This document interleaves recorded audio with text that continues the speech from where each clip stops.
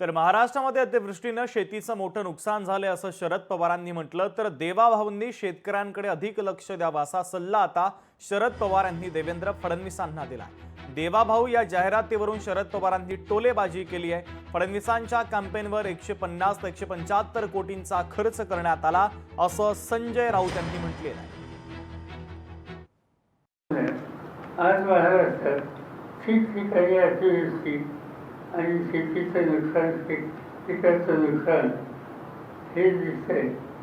लोकांचा पंचनामे कधी करतायत, प्रत्यक्ष मदत कधी पोहोचते, या सगळ्याकडे आशेने शेतकरी पाहतोय आणि त्यावर देवाभाऊंनी या सगळ्याकडे अधिक लक्ष। आणि तुम्ही म्हणाल जाहिराती, हा काळा पैसा, ह्याची चौकशी व्हायला पाहिजे। देवेंद्र फडणवीस यांच्या कॅम्पेनवर आधी मी आकडा दिला होता 50 ते 55 कोटी रुपये खर्च झाले, पण आता जे नवीन आकडे आलेले आहे त्याच्यामध्ये 150 ते 250 कोटी रुपये खर्च झाले ही जाहिरातबाजी आणि फोटोबाजी करण्यासाठी।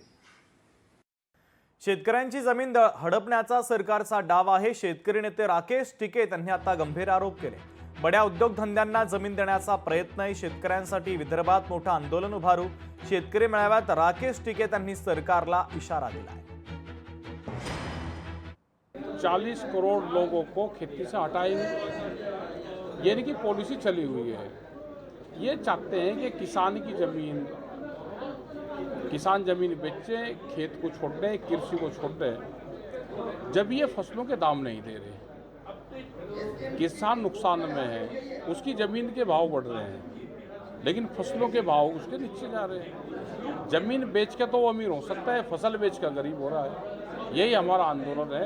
यही हमने किसानों को बताया कि सरकार आपकी ज़मीन छीनना चाहती है। लोकशाही मराठी ऐका, पहा, जागरूक रहा।